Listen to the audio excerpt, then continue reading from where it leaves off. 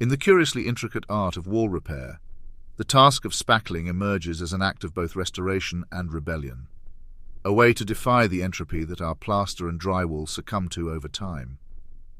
The pursuit of a smooth surface, free of imperfections, is not merely a cosmetic endeavor, but rather a Sisyphean struggle against the very forces of decay and deterioration that invade our homes and, by extension, our lives. It is with this understanding that one must approach the task of spackling, armed with tools and materials as a painter with his palette. Spackling paste, a putty knife, sandpaper of varying coarseness, a tack cloth for cleansing, primer and paint to cloak our efforts, and the ever-reliable painter's tape to shield the innocent surfaces from our toils. And let us not forget the guardians of our well-being, the safety glasses and dust mask, lest we fall victim to the very ruin we seek to repair. The selection of the spackle is a matter of profound significance, each type bearing its own unique properties and philosophical implications. The lightweight spackle, quick to dry and easy to manipulate, is the choice of the impatient and the pragmatic, suited for the minor gashes and scars that life inflicts upon our walls. The standard spackle, with its robust composition and leisurely drying time, beckons those who ponder deeper crevices and seek a more meditative repair experience. And then there is the epoxy-based spackle, the very bastion of permanence, designed to withstand the elements and the ceaseless throng of humanity that tests the limits of our exterior facades. In the realm of spackling, one must become versed in the idiosyncrasies and technical nuances that govern its application and efficacy. The rheology of the spackle, the science concerning its flow and deformation, must be understood, for it dictates the material's workability and drying time. Thixotropic compounds, for instance, remain firm until agitated, and thus require a deft hand to coax into a spreadable state, an attribute that can deter slumping when applied to vertical surfaces.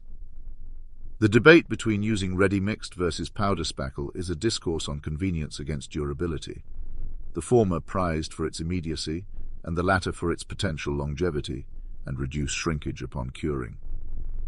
Equally important is the understanding of the substrate to which the spackle is applied.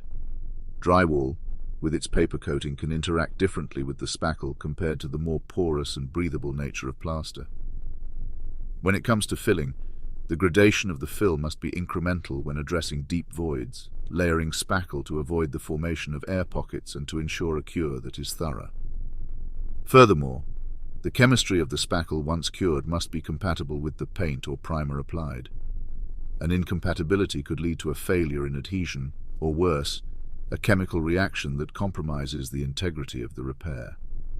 But before one can apply this alchemical substance, the surface must be prepared, a rite of purification that involves the banishment of debris and the sanding of surfaces to create a canvas worthy of our efforts.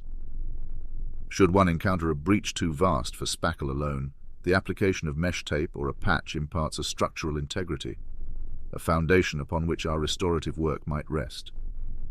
As the spackle is applied, one must remember to overfill to account for the inevitable shrinkage that follows, the metaphorical acknowledgement that all things recede from their initial promise. The art of smoothing the spackle is akin to the strokes of a master painter, a delicate balance between force and finesse.